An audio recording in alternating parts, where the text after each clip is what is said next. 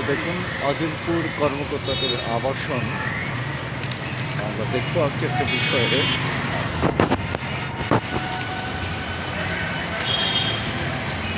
খুবই চমৎকার, নিঃসন্দেহে প্রশংসা দাবিদার। কিন্তু এই যে বাতিগুলো দেখতে পাচ্ছেন, এরকম হাজার হাজার বাতি চারোদিকে, চোখ যতদূর যাবে দুপাশে চারোদিকে, এই ডান দিকে আপনি দেখছেন যে চোখ যতদূর সীমানা যায়, এই পাশেও এই দিকেও।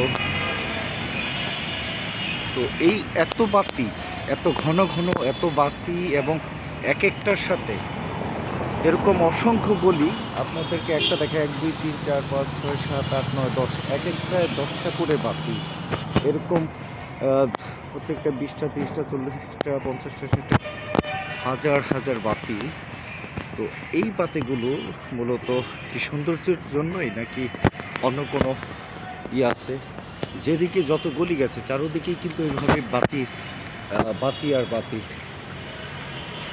তো আমি মূলত এটা দেখাতে চাচ্ছি যে এগুলো অপচয় হচ্ছে কিনা, এই সৌন্দর্য বৃদ্ধিকরণের ফলে অপচয় হচ্ছে কিনা, এই বাতি কি আরও কমিয়ে দিলে হয় কিনা, এটা আপনাদের কাছে বলবো। এরকম আপনাদেরকে অসংখ্য অলি গলি যত দিকে যাচ্ছে সব দিকে এরকম বাতি বাতি বাতি।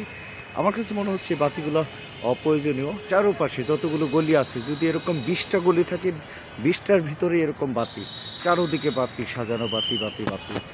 তো আমি চাইবো সরকার, প্রশাসন, কর্তৃপক্ষ এই বিষয়গুলোকে ভাবতে, যে এখানে আরও কম বাতি দিয়ে হলেও বিদ্যুৎকে রক্ষা করা যায় কিনা।